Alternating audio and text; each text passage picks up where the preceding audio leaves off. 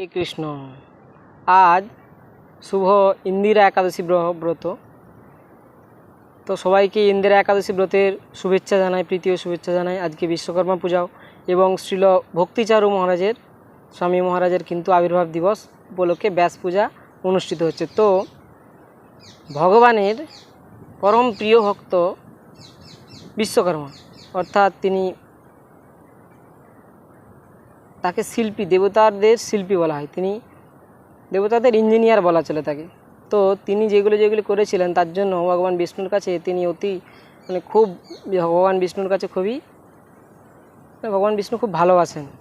তো তিনি যেগুলি করেছিলেন, প্রথমত ভগবান শ্রীকৃষ্ণের দ্বারিকা যে ভব্য নগরী, সেই নগরী নির্মাণ করেছিলেন। এবং কলিযুগে যে স্বয়ং জগন্নাথ, সে পুরীর জগন্নাথ ইন্দ্রদুম্ন রাজার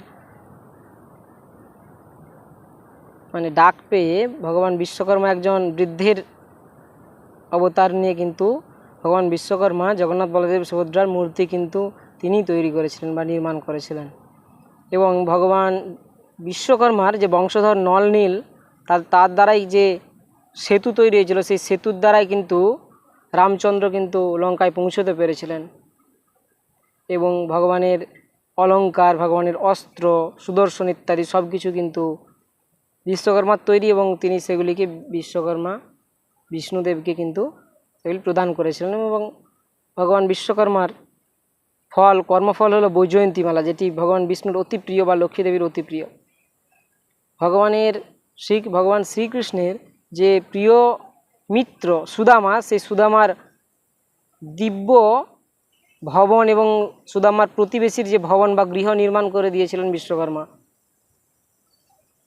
এবং সমুদ্র মন্থন থেকে যে দৈবী অস্ত্র, রত্ন ইত্যাদিগুলি বের হয়েছিল, সেইগুলি কিন্তু পরিশোধন করেছিলেন বা অলঙ্কৃত করেছিলেন বিশ্বকর্মা দেব। এরকম বহু যে ভগবানের বিষ্ণুর যত অবতার বা ইচ্ছা, সেই ইচ্ছাগুলিকে কিন্তু বাস্তবে রূপদান করেন কিন্তু ভগবান বিশ্বকর্মা। তাই জন্য তিনি ভগবানের অতি প্রিয়। তাই আমাদের প্রতি ভক্তেরই কিন্তু ভগবান বিশ্বকর্মা অতি প্রিয় এবং বিশ্বকর্মাকে প্রণাম করা উচিত। তো আজকে বিশ্বকর্মা পূজা, তাই আমি এই তথ্য প্রদান করলাম। তো বিশ্বকর্মা দেবের এতগুলি কর্মকাণ্ড জড়িয়ে আছে ভগবান বিষ্ণুর। এবং ভগবান বিষ্ণু যে বৈকুণ্ঠে থাকেন, সেই বৈকুণ্ঠের উদ্যান, বাসভবন ইত্যাদি কিন্তু সবই বিশ্বকর্মার দ্বারাই তৈরি। তো এইগুলি বলার ছিল। হরে কৃষ্ণ, হরি বল।